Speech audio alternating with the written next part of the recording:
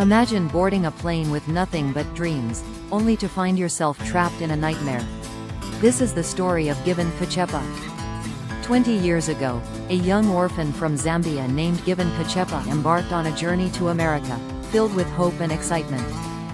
Dressed in his nicest clothes, Given left all his belongings behind, as instructed by the organizers of the choir tour. The boys were ecstatic, imagining life in America and wondering about the plane ride that would take them there. Given marveled at the blinking lights on the plane's wings, mistaking them for lightning, and felt like royalty being served by flight attendants. Upon landing in Dallas, the boys lined up in the arrivals terminal, unaware of the dark future that awaited them. Now 31, Given is a successful dentist in North Dallas, but his journey was far from easy. In a federal building, Given shared his story with social workers, government employees, and police officers, projecting a photo of his choir group. He spoke passionately about human trafficking, revealing how he climbed out of virtual enslavement to become a professional. The number of human trafficking victims entering the U.S. each year is staggering, and many, like Given, enter legally.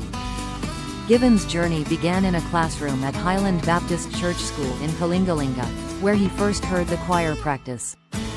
Mesmerized by the gospel songs, Given joined the choir, finding a sense of belonging and comfort in the music. The choir gave him a purpose, and he proudly wore his choir shirt, feeling part of a community. During practices, Given noticed a white man, Heath Grimes, who would later recruit him for a touring choir in America.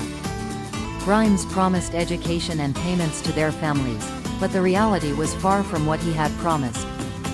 Upon arrival in America, the boys were taken to a rural compound, far from the city life they had imagined.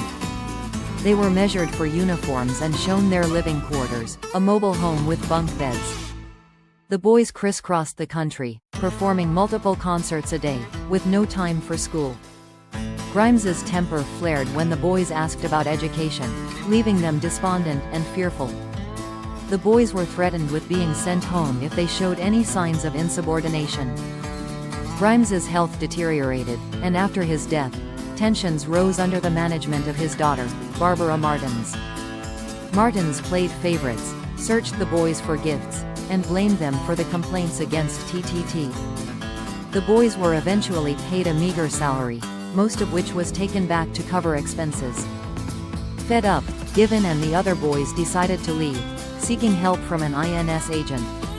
Sandy Shepard, a former TTT volunteer, took the boys in, helping them find host families and secure their immigration status.